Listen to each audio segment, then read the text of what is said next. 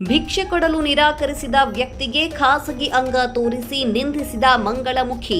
ದೆಹಲಿ ಮೆಟ್ರೋದಲ್ಲಿ ಪ್ರಯಾಣಿಕರು ಮಾಡುವಂತಹ ಅವಾಂತರಗಳು, ಕಿತಾಪತಿಗಳಿಗೆ ಸಂಬಂಧಿಸಿದ ಸಾಕಷ್ಟು ವಿಡಿಯೋಗಳು ಸೋಷಿಯಲ್ ಮೀಡಿಯಾದಲ್ಲಿ ಆಗಾಗ್ಗೆ ಕಾಣಸಿಗ್ತವೆ.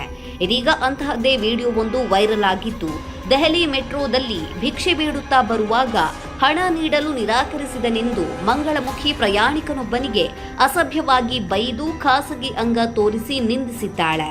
ಈ ವಿಡಿಯೋ ಇದೀಗ ಸಿಕ್ಕಾಪಟ್ಟೆ ವೈರಲ್ ಆಗ್ತಿದೆ.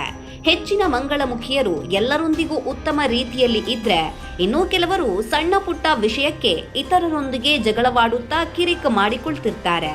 ಇಂತಹ ಸಾಕಷ್ಟು ಘಟನೆಗಳು ಈ ಹಿಂದೆ ಕೂಡ ನಡೆದಿವೆ. ಇದೀಗ ಅಂತಹದ್ದೇ ಘಟನೆಯೊಂದು ನಡೆದಿದ್ದು, ಮೆಟ್ರೋದಲ್ಲಿ ಭಿಕ್ಷೆ ಬೇಡುವಾಗ ಹಣ ಕೊಡಲು ನಿರಾಕರಿಸಿದನೆಂದು ಮಂಗಳಮುಖಿ ಪ್ರಯಾಣಿಕನೊಬ್ಬನಿಗೆ ಅಸಭ್ಯವಾಗಿ ಬೈದದ್ದು ಮಾತ್ರವಲ್ಲದೆ, ಆಕೆ ಬಟ್ಟೆ ಎತ್ತಿ ಖಾಸಗಿ ಅಂಗವನ್ನ ತೋರಿಸಿ ನಿಂದಿಸಿದ್ದಾಳೆ.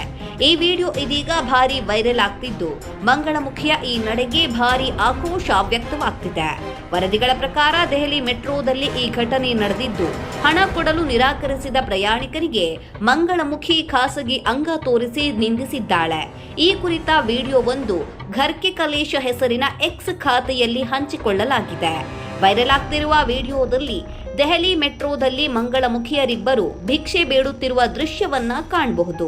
ಹೀಗೆ ಭಿಕ್ಷೆ ಬೇಡುವಾಗ ಪ್ರಯಾಣಿಕನೊಬ್ಬ ಅವರಿಗೆ ಹಣ ನೀಡಲು ನಿರಾಕರಿಸಿದ್ದಾನೆ.